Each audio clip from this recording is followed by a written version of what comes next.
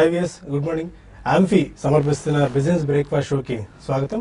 Asian markets లో ఒక mixed trend కనిపిస్తుంది. ఫ్లాట్ గా మార్కెట్స్ ట్రేడ్ అవుతున్నాయి. ఎస్జిఎక్స్ నిఫ్టీ కూడా ఒక 3 పాయింట్స్ ప్లస్ లో ట్రేడ్ అవుతుంది. దీన్ని బట్టి మన మార్కెట్స్ కూడా ఇవాళ కాస్త ఫ్లాట్ గా ఓపెన్ అయ్యే సంకేతాలు ఎక్కువగా కనిపిస్తున్నాయి. మోస్ట్లీ ఈ రోజంతా కూడా ఫ్లాట్ బయాస్ కొనసాగవచ్చు.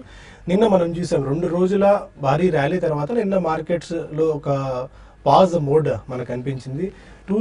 టూ డేస్ వరుసగా పెరిగిన తర్వాత మార్కెట్స్ లో సాధారణంగా ఇలాంటి ఒక కన్సాలిడేషన్ అండ్ పాజ్ ఫేజ్ రావడం మనం గమనించవచ్చు. మేజర్ గా ఇంటర్నేషనల్ క్యూస్ ఏవి మనకు పెద్దగా కనిపించట్లేదు. ఇమీడియట్ ట్రిగ్గర్స్ ఇంటర్నేషనల్ మార్కెట్స్ నుంచి మోస్ట్లీ మొన్న ఉద్యోగ గణాంకాలు వచ్చిన తర్వాత సెప్టెంబర్ లో యుఎస్ వడ్డీ రేట్ల పెంపు ఉండకపోవచ్చు అని most of the street expect చేస్తుంది. కాబట్టి మిగిలిన ఇంటర్నేషనల్ మార్కెట్స్ అన్ని కూడా కాస్త నిలదొక్కుంటూ వస్తున్నాయి. అండ్ ఇవాళ ఈసీబీ మీటింగ్ కూడా ఉంది. వాళ్ళు ఎలాంటి డెసిషన్స్ తీసుకుంటారని చెప్పి ఒక క్లారిటీ వచ్చిన తర్వాత మార్కెట్స్ దాన్ని కూడా ఒక మొమెంటం తర్వాత స్టెప్ ఎలా ఉంటుందో కూడా మనం తీసుకోవచ్చు. స్పెసిఫిక్ గా నిన్న ఒకసారి ఎఫ్ఐఎస్ డిఏఎస్ డేటా ఒకసారి మనం చూసుకున్నట్టయితే సెప్టెంబర్ లో ఇప్పటి వరకు 2,000 కోట్ల రూపాయలు విలువైన వర్త్ స్టాక్స్ ని వాళ్ళు మార్కెట్స్ లో ఇన్వెస్ట్ చేశారని చెప్పుకోవచ్చు. నిన్న ఒక్కరోజే స్పెసిఫిక్ గా 854 కోట్ల రూపాయలు క్యాష్ సెగ్మెంట్ లో ఎఫ్ఐఎస్ బై చేశారు. అయితే కొద్ది చిన్న వరింగ్ ఫ్యాక్టర్ ఏంటంటే 769 crores వర్త్ ఆఫ్ స్టాక్స్ ని డిఐఎస్ సెల్ చేయడం మనం చూస్తున్నాము. అండ్ స్పెసిఫిక్ గా నిన్న ఒకసారి చూసుకున్నట్లయితే 29,000 మార్క్ అబౌవ్ సెన్సెక్స్ వెళ్ళింది. అండ్ చాలా స్ట్రాంగ్ గా మార్కెట్స్ బిహేవ్ చేయడం చూసాము. 9,000 మార్క్ దగ్గరికి ఒక రకంగా నిఫ్టీ వచ్చిందని చెప్పుకోవచ్చు. 8968 లెవెల్స్ వరకు నిఫ్టీ టచ్ చేయడం చూసాం. అయితే లాస్ట్ 1 hour లో 1.5 hour లో కొద్దిగా సెల్లింగ్ ప్రెషర్ ఇంటెన్సిఫై అవ్వడం వల్ల మార్కెట్స్ నిన్న ఒక రకంగా ఫ్లాట్ గా ముగిసాయని చెప్పుకోవచ్చు. అండ్ 202 పాయింట్స్ దూరంలో నిఫ్టీ రికార్డు స్థాయికి చేరుకునేందుకు ఒక 202 పాయింట్లు మాత్రమే దూరంగా ఉంది. అండ్ సెన్సెక్స్ 917 పాయింట్ల దూరంలో మాత్రమే ఉంది. బ్యాంక్ నిఫ్టీ కూడా 500 points away from their record highs. చాలా స్ట్రాంగ్ ఇది మనం చూస్తున్నాము. ఇంటర్నేషనల్ ఫ్యాక్టర్స్ కూడా మార్కెట్స్ సపోర్ట్ చేస్తున్నాయి. హ్యాంగ్సెంగ్, కాస్పీ, తైవాన్, రష్యా ఇండెక్స్లన్నీ కూడా 52 వారాల గరిష్ట స్థాయిలో ప్రస్తుతం ట్రేడ్ అవడం మనం చూస్తున్నాం. వాళ్ళకి ఇంటర్నేషనల్ పిక్చర్ మాత్రం పాజిటివ్ గా కనిపిస్తుంది. అయితే స్టాక్ స్పెసిఫిక్ యాక్షన్ నిన్న మనం ఎక్కువగా చూస్తున్నాము. ఇండెక్స్ తో పోల్చుకున్నట్టయితే నిన్న ఒక టాప్ స్టాక్ ఆఫ్ ది డేగా బిహెచ్ఈఎల్ ను చెప్పుకోవచ్చు. బిహెచ్ఈఎల్ ఒక రకంగా టర్న్ అరౌండ్ స్టోరీ లాంటిదే. దాదాపు 15 కోట్ల నికర నష్టం నుంచి 77 crores ఆఫ్ ప్రాఫిట్ లోకి కంపెనీ రావడము, రెవెన్యూస్ 30% పైగా పెరగడము, ప్రాఫిట్స్ కూడా 50% పైగా పెరగడం నిన్న బిహెచ్ఈఎల్ లో ఒక రకంగా స్పర్ట్ రావడానికి కారణమైందని చెప్పుకోవాలి. ఒక 18 to 19% ఆఫ్ గెయిన్స్ నిన్న ఒక బిహెచ్ఈఎల్ లో చూసాం. సాధారణంగా అలాంటి స్టాక్స్ లో అంత సడన్ స్పర్ట్ రావడం మనం గత కొద్ది కాలంలో గమనించలేదు. 100 రూపీస్ లెవెల్స్కి వచ్చినప్పుడు బిహెచ్ఈఎల్ పని అయిపోయింది. ఆల్మోస్ట్ 10 years లోకి వచ్చేసింది. బిహెచ్ఈఎల్ మళ్ళీ కోలుకునే పరిస్థితి ఉండకపోవచ్చు అని చెప్పి స్ట్రీట్ ఎక్స్పర్ట్స్ అంతా భావించారు. అందుకు భిన్నంగా క్యాపిటల్ గూడ్స్ సెగ్మెంట్ లో చాలా స్ట్రాంగ్ గెయిన్స్ బిహెచ్ఈఎల్ కనబరిచింది. అయితే భవిష్యత్తులో కూడా ఇలాంటి పర్ఫార్మెన్స్ ని బిహెచ్ఈఎల్ ఇస్తుందా లేదా అన్నది మాత్రం స్టిల్ ఒక ఆందోళనకరమైన పరిస్థితి ఉంది. నిన్న కాన్ఫరెన్స్ కాల్లో బిహెచ్ఈఎల్ మేనేజ్మెంట్ చెప్పడం అయితే ఓవరాల్ గా ఎకానమీ రివైవ్ అయితే, ఆర్డర్స్ రివైవ్ అయితే మాత్రమే ఇలాంటి పర్ఫార్మెన్స్ రాబోయే రోజుల్లో కూడా చూడొచ్చు అన్న ఒక విషయాన్ని చెప్పింది. అందుకని most of the research agencies అన్ని 70 to 75 రూపీస్ మాత్రమే బిహెచ్ఈఎల్ టార్గెట్ ను అక్కడ రివైవ్ చేసి ఉంచుతున్నాయి. ఇప్పుడు ప్రస్తుతం 160 లెవెల్స్ ఉన్నప్పటికీ 49 to 50% టార్గెట్స్ ని కట్ చేసి బిహెచ్ఈఎల్ ను 75-80 రూపీస్ దగ్గర ఉంచడం ఒక రకంగా ఆలోచించాల్సిన విషయంగా చెప్పుకోవచ్చు. అండ్ టీసీఎస్ ఇవాళ కాషియస్ నోట్ ను వాళ్ళకి ఇచ్చింది. BFSI segment, banking, financial services and insurance segment ఏదైతే ఉందో అందులో కాషియస్ అప్రోచ్ ఉండే అవకాశం కనిపిస్తుంది. యుఎస్ డిస్క్రిషనరీ స్పెండింగ్ ఉండొచ్చు, అందుకని చాలా కాషియస్ గా ఉండాల్సిన అవసరం ఉందని చెప్పి టీసీఎస్ చెప్పింది. దానివల్ల ఇవాళ టీసీఎస్ లో మోస్ట్లీ నెగిటివ్ యాక్షన్ కంపల్సరీ ఉండొచ్చు. అండ్ స్టాక్ స్పెసిఫిక్ ఇవాళ యాక్షన్ చూసుకున్నట్టయితే యాప్టెక్ ప్రీ స్కూల్ సెగ్మెంట్ లోకి వాళ్ళు ఎంటర్ అయ్యారు. దీనికి కూడా రాకేష్ ఇంజిన్వాలా 5% స్టేక్ ని యాప్టెక్ లో పెంచుకున్నారు. దీన్ని బట్టి ఇవాళ పాజిటివ్ యాక్షన్ యాప్టెక్ లో ఉండొచ్చు అని చెప్పి మనం అర్థం చేసుకోవచ్చు. గెయిల్ అండ్ ఓఎన్జీసీ లాంటివి స్ట్రీట్ ఎక్స్పెక్టేషన్స్ కంటే భిన్నంగా మెరుగైన పర్ఫార్మెన్స్ ను అవన్నీ అందించాయి. ఆల్స్టామ్, టీఎన్డి, సాగర్ సిమెంట్స్, మదర్సన్ సుమి లాంటి కౌంటర్స్ ఇవాళ మనం గమనించవచ్చు.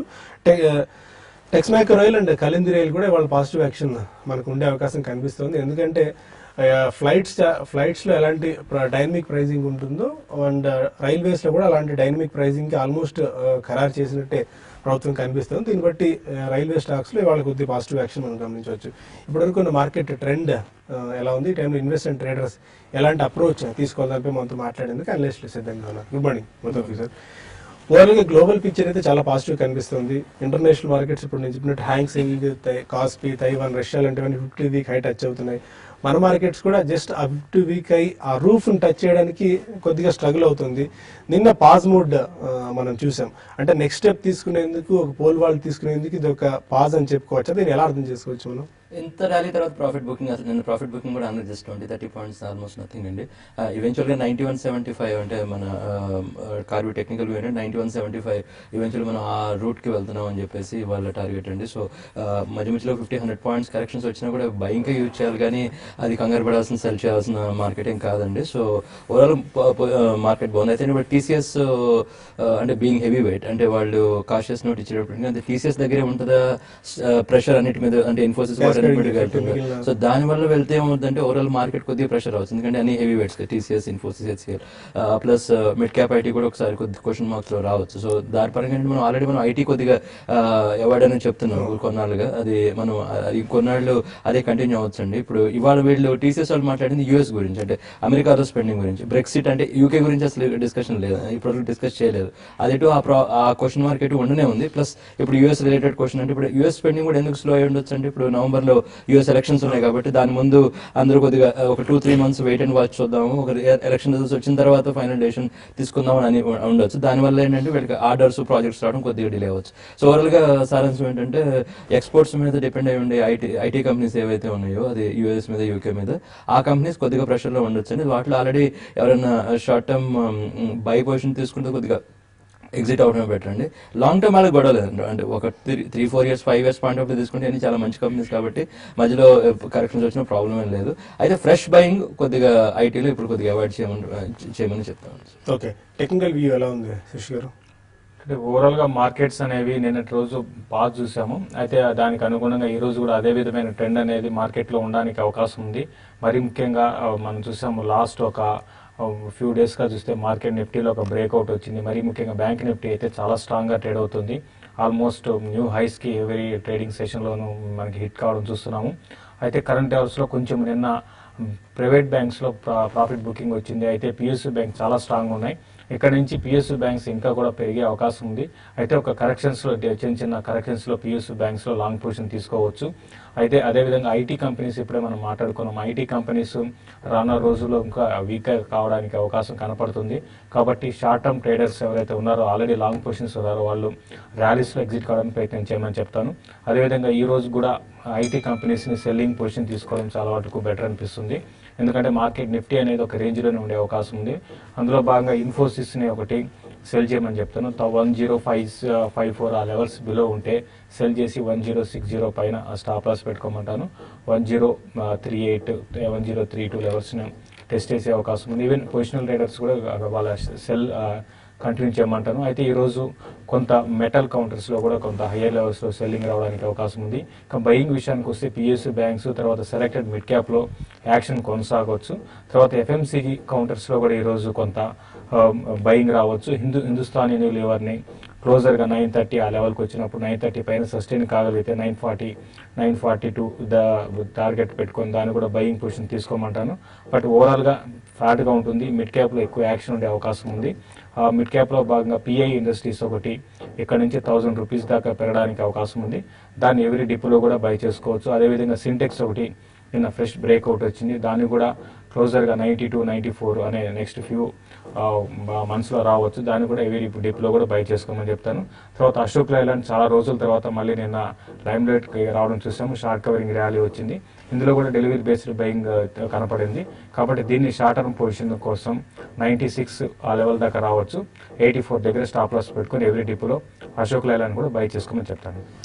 ఓకే, ఇక్కడ కొంతమంది కాలర్స్ లైన్లో ఉన్నారు. ఫస్ట్ కాలర్ బెంగళూరు నుంచి గోపీనాథ్. అడగండి గోపీనాథ్.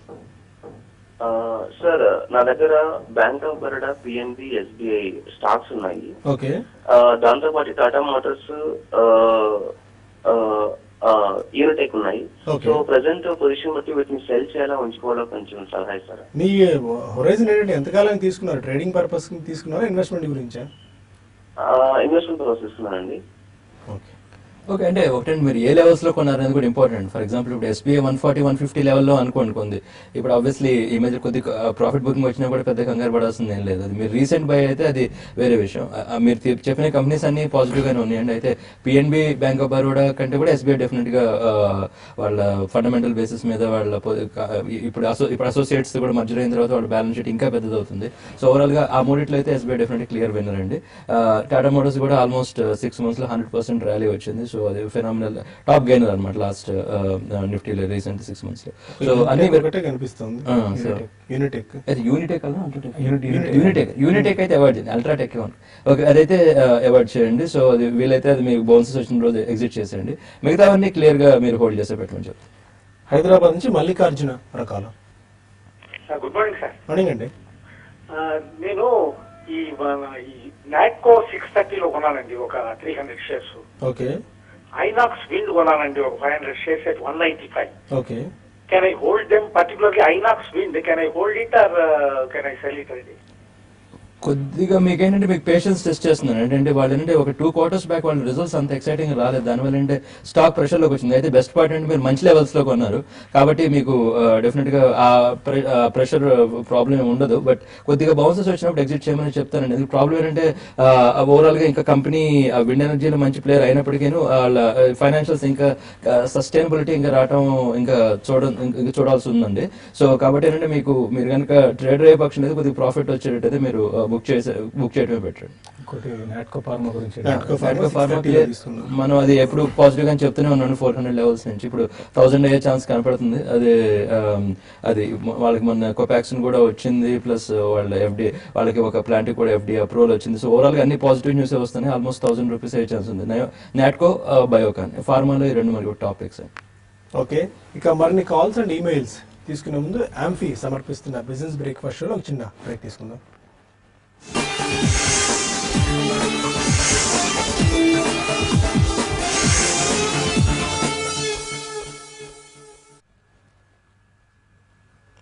ఆంఫీ సమర్పిస్తున్న బిజినెస్ బ్రేక్ఫాస్ట్ షోకి తిరిగి స్వాగతం.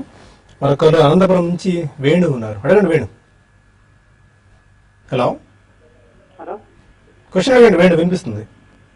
Aditya retail sir. AB retail. Okay. Pay చేశాను. ఏ ప్రైస్ అండి? 175 పే చేశాను sir. Okay. Okay. Shares value account retail AB.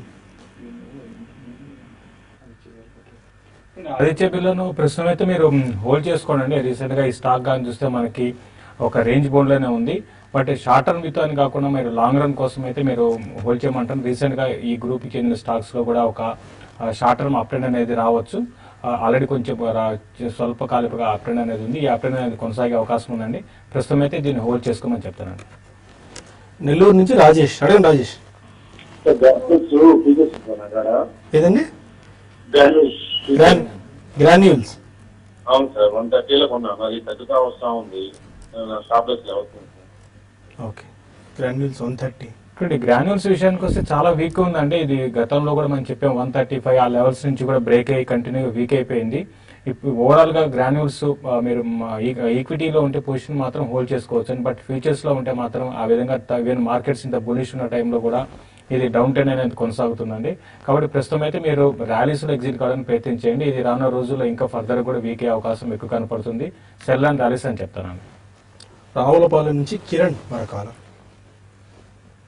Hello. అడగండి కిరణ్. గుడ్ మార్నింగ్ అండి. మార్నింగ్ అండి. నేను కైటెక్స్ గార్మెంట్స్ షేర్ ఒకటి హోల్డ్ చేస్తానండి. అరౌండ్ 500 షేర్స్ హోల్డ్ చేస్తున్నా 1.5 year నుంచి. ఓకే. సో నేను 1 year తర్వాత సోల్డ్ చేద్దామని చూసా. తర్వాత నుంచి అది లాస్ లోనే ఉంది.